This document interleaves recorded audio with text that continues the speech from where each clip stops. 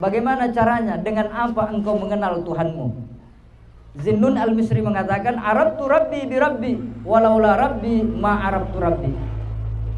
Arabtu Rabbi bi Rabbi, aku bisa kenal Tuhan karena Tuhan memperkenalkan dirinya. Walaula Rabbi, seandainya Tuhan tidak memperkenalkan dirinya kepadaku, ma Arabtu Rabbi, aku tidak akan mengenal Tuhanku. Maka dalam dunia tasawuf dia bilang, yang dibawa mati, yang dipakai mati apa? Pahang. Ilmu yang dipakai mati. Maka bergurulah sebelum mati. Jangan sampai kita mati mengandalkan amal. Pahang.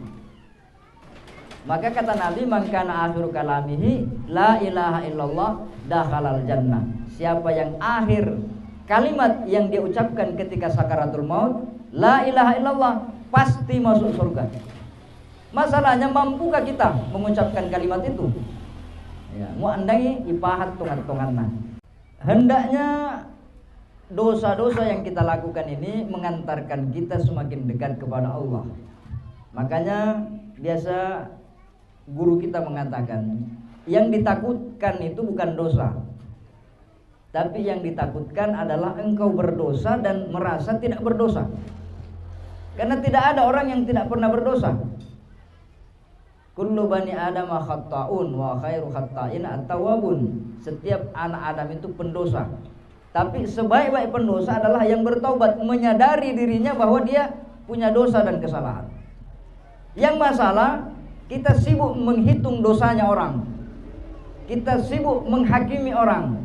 Sementara dosa tak dilihat. Ini yang masalah. Pendosa dan dia tidak merasa berdosa. Dia merasa berhak mengadili orang. Satu kesalahannya orang lain, itu terus dia sebut-sebut. Padahal dia sudah 100 kesalahannya, dia lupa. Dosanya itu selalu terbayang di pelupuk matanya. Ketika dia melihat sesuatu, dia teringat dengan dosanya. Seperti Nabi Daud alaihissalam. Satu kesalahannya dia minta, ya Allah, tuliskan kesalahan saya itu di tangan saya. Maka Nabi Daud itu mau makan saja dia menangis. Kadang dia tidak bisa makan. Kenapa? Dia lihat dosanya tercatat di tangannya. Kadang dia mau makan, piringnya penuh dengan air mata. Bayangkan itu, Nabi Daud alaihissalam. Kenapa? Dosanya itu ada di pelupuk matanya. Kan kita bikin status yang baik. Coba dosamu bikin statusnya. Ya, ada yang like, ada yang komen. Mana sebubur komen. Tapi kan yang dipamerkan kebaikan saja. Jamaah sekalian yang sama berbahagia, kita lebih takut diadili manusia daripada diadili Allah Subhanahu wa taala. Kalau mau nantarkan dosa tak masuk surga, jadikan dosa itu selalu ada di pelupuk mata kita. Dalam riwayat yang lain ada ahli ibadah, waliullah, banyak sekali salatnya, zikirnya, puasanya.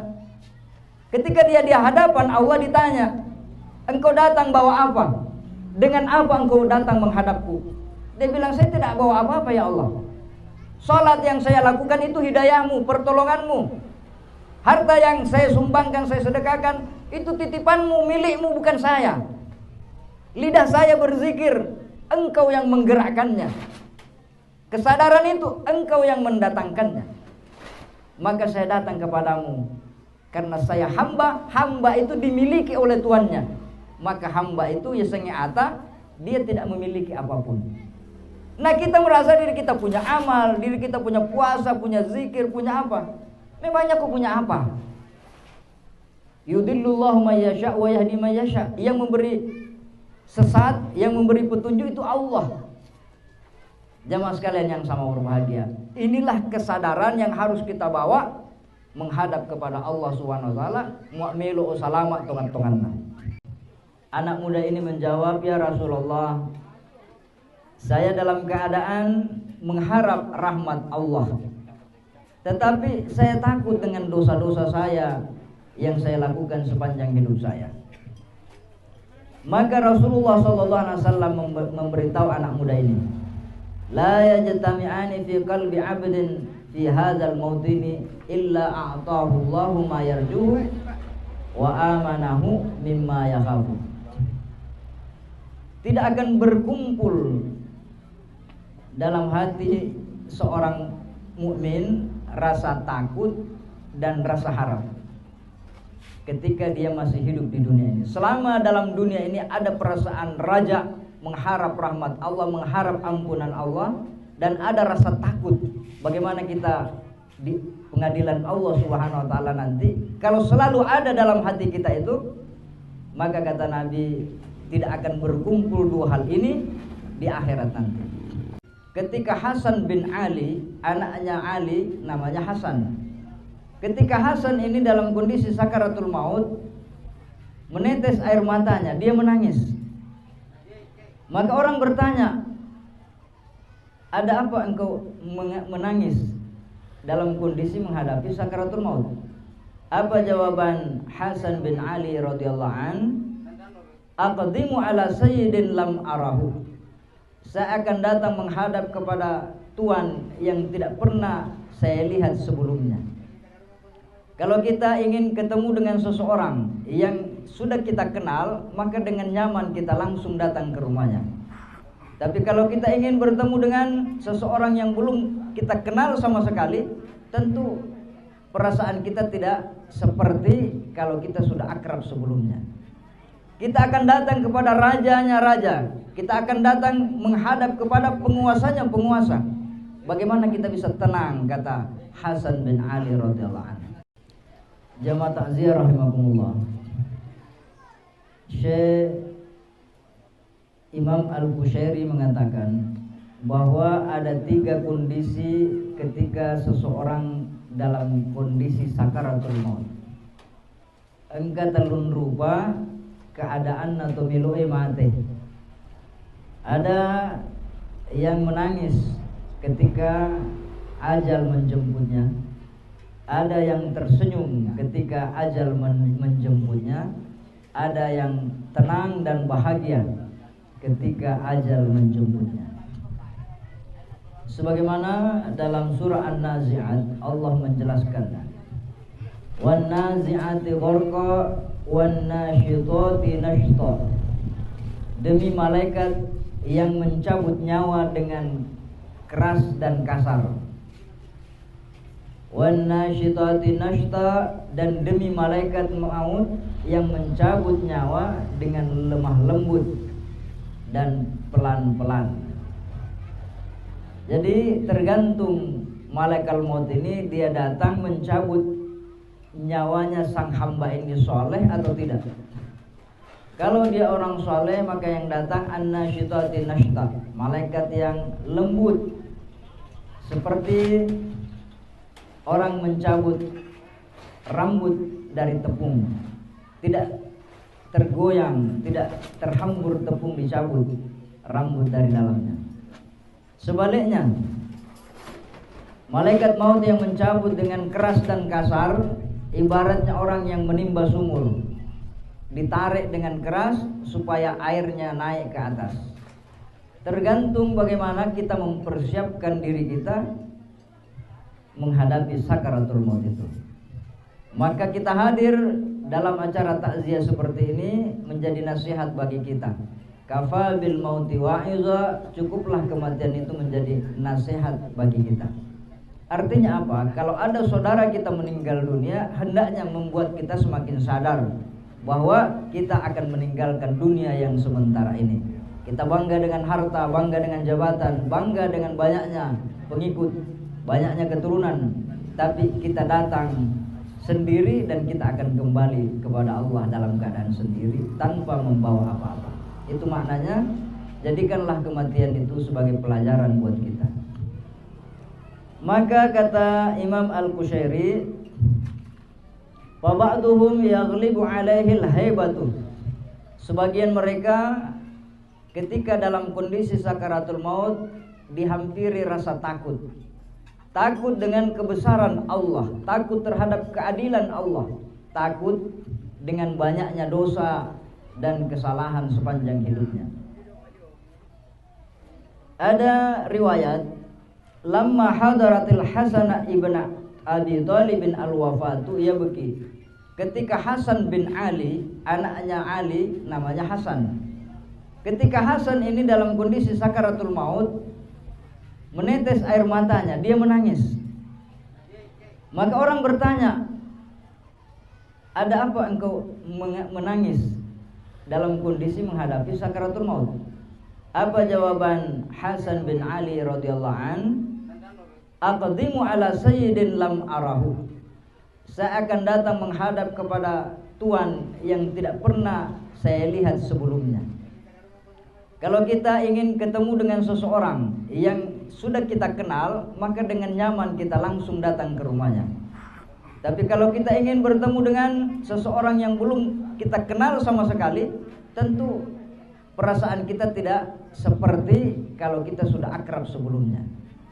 Kita akan datang kepada rajanya raja, kita akan datang menghadap kepada penguasanya penguasa. Bagaimana kita bisa tenang, kata Hasan bin Ali radhiyallahu anhu. Itu namanya al-haibah.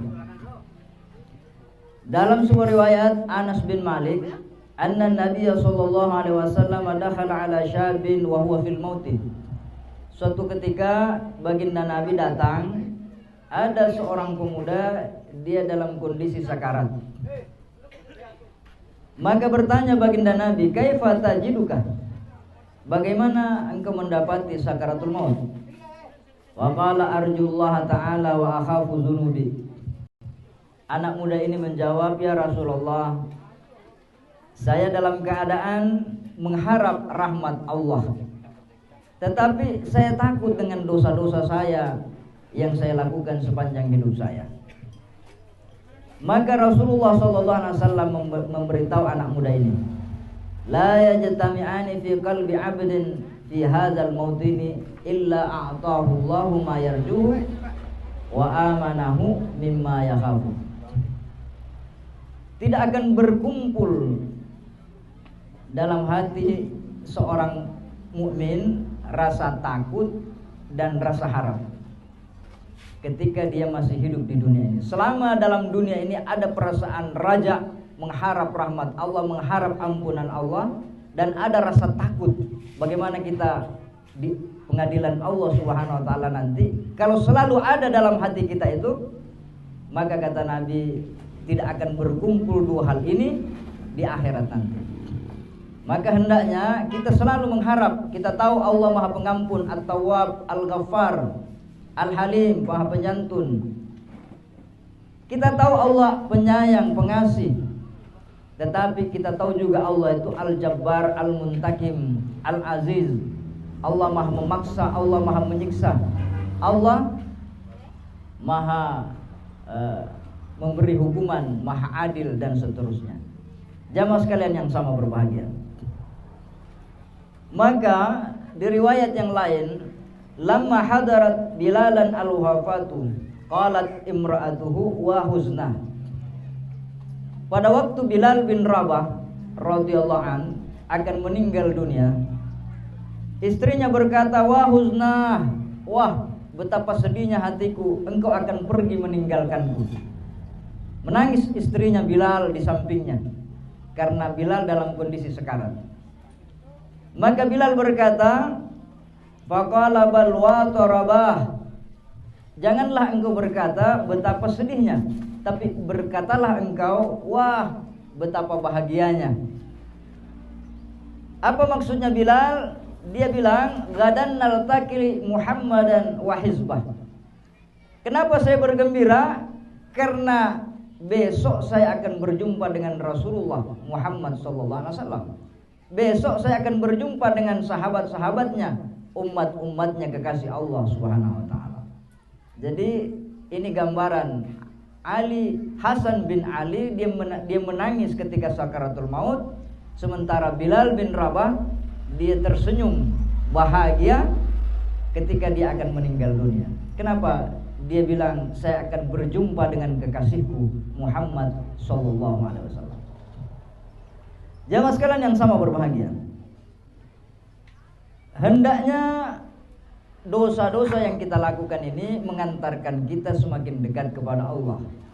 Makanya biasa guru kita mengatakan, yang ditakutkan itu bukan dosa, tapi yang ditakutkan adalah engkau berdosa dan merasa tidak berdosa. Karena tidak ada orang yang tidak pernah berdosa.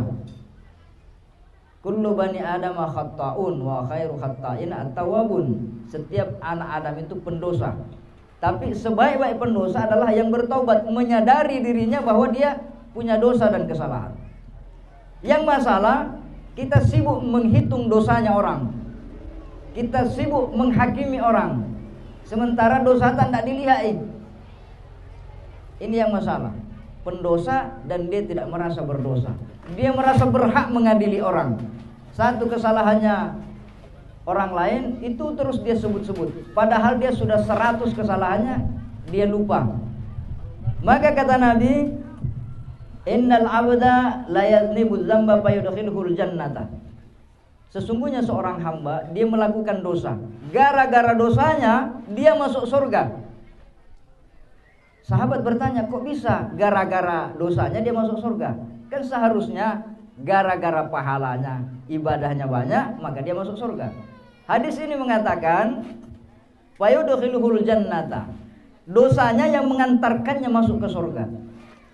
Wa qalu ya Rasulullah ya Nabi Allah, wa kaifa yudkhilhul jannah? Bagaimana caranya dosanya mengantarkannya masuk surga?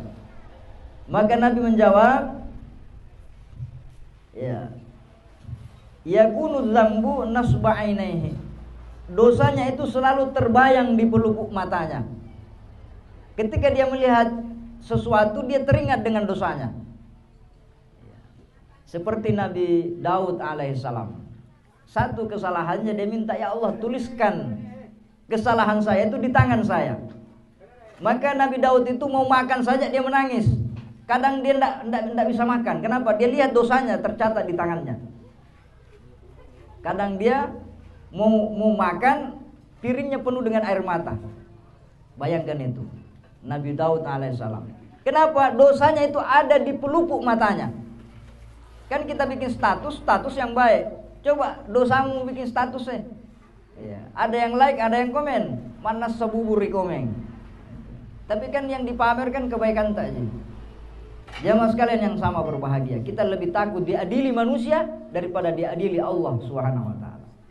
Kalau mau kita nantarkan dosa tak masuk surga, jadikan dosa itu selalu ada di pelupuk mata kita, sehingga kita tidak sempat menghitung dosanya orang, karena yang kita lihat setiap saat adalah dosa dan kesalahan kita. Jamaah sekalian yang sama berbahagia. Kemudian ada sebuah hadis yang panjang diriwayatkan dari Rasulullah SAW. Bainama rajulun fi man kana qablakum lam ya'mal amalan khairan qattu illa tauhidah. Zaman dahulu kata Nabi, ada seseorang pendosa. Orang ini tidak punya amal baik sama sekali, kecuali hanya pernah mengucapkan la ilaha illallah. Setelah itu tidak pernah sembahyang, tidak puasa, tidak sholat Jumat. Si mata dosa mina kerja, minum, berzina, berjudi dan seterusnya, semua dosa nak kerjakan. Lam ya'mal amalan khairan qattu kata Nabi. Orang ini tidak ada kebaikannya sama sekali. Buruk sama tetangganya, buruk sama keluarganya, ya, tidak bagus di masyarakat. Faqala li ahlihi idza muttu fa ahrikuni.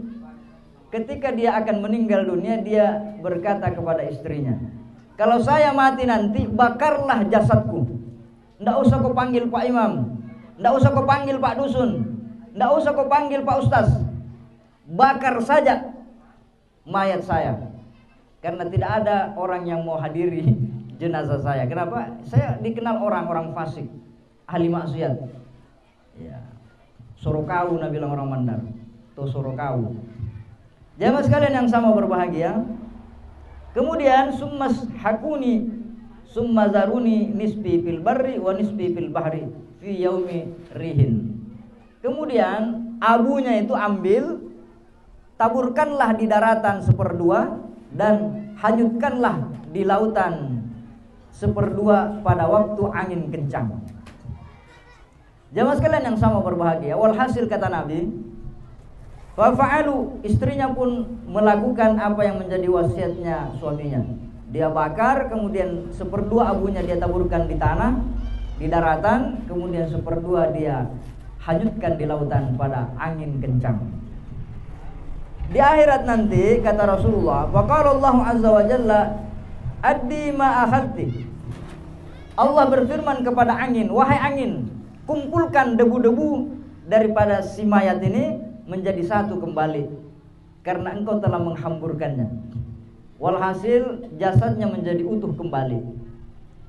Di pengadilan Allah bertanya, ma hamalaka ala ma sana'ta, wahai hambaku, apa alasanmu sehingga engkau melakukan apa yang telah kau lakukan? Maksudnya kenapa musuh istrimu membakar jasadmu kemudian dihamburkan di daratan dan di lautan? Alasanmu apa? Hamba itu mengatakan, istihya'an minka, ya Allah, aku malu menghadap dirimu ya Allah, karena tidak ada kebaikan dalam diriku sama sekali kecuali hanya la ilaha illallah. Apa kata Nabi? Faghufira lahu, maka dia diampuni oleh Allah. Jamaah sekalian yang sama berbahagia. Artinya apa? Dia malu bertemu dengan Allah karena dia merasa dirinya hina, kotor. Justru inilah kondisi hamba yang sesungguhnya. Kan banyak orang karena dia rajin ke masjid, dia merasa orang bersih. Karena dia merasa ilmu agamanya banyak, dia merasa lebih suci, lebih afdal daripada orang lain.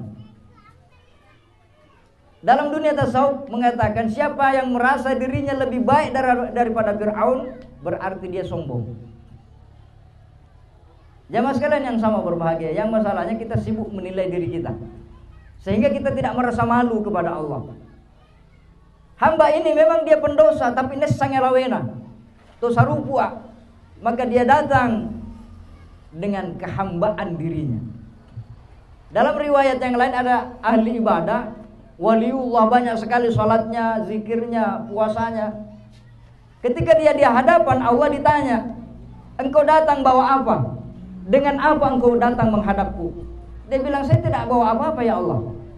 Salat yang saya lakukan itu hidayahmu, pertolonganmu. Harta yang saya sumbangkan, saya sedekahkan, itu titipanmu, milikmu, bukan saya. Lidah saya berzikir, engkau yang menggerakkannya. Kesadaran itu engkau yang mendatangkannya. Maka saya datang kepadamu karena saya hamba. Hamba itu dimiliki oleh tuannya. Maka hamba itu ya sengiata, dia tidak memiliki apapun. Nah, kita merasa diri kita punya amal, diri kita punya puasa, punya zikir, punya apa? Memangnya kau punya apa? Yudhillullahu may yasha wa yahdi may yasha. Yang memberi sesat, yang memberi petunjuk itu Allah. Jamaah sekalian yang sama berbahagia, inilah kesadaran yang harus kita bawa menghadap kepada Allah Subhanahu wa taala, mu'milu salama tongan-tonganna.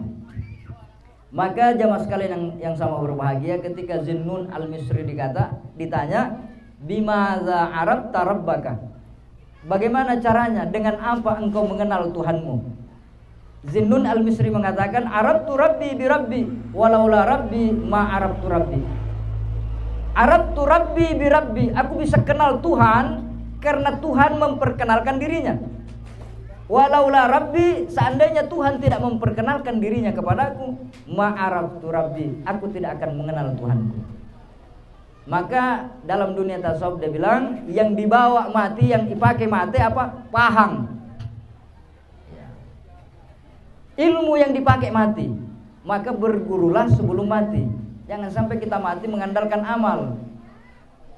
Paham. Maka kata Nabi, man kana akhiru kalamihi la ilaha illallah dakhalal jannah. Siapa yang akhir kalimat yang dia ucapkan ketika sakaratul maut, la ilaha illallah, pasti masuk surga. Masalahnya, mampukah kita mengucapkan kalimat itu? Ya, mu andangi ipahat tongan-tonganna. Jamaah sekalian yang sama berbahagia, cukup apa yang sempat saya sampaikan. Lebih dan kurangnya mohon dimaafkan. Minallahil musta'an wal istiqlan. Assalamualaikum warahmatullahi wabarakatuh.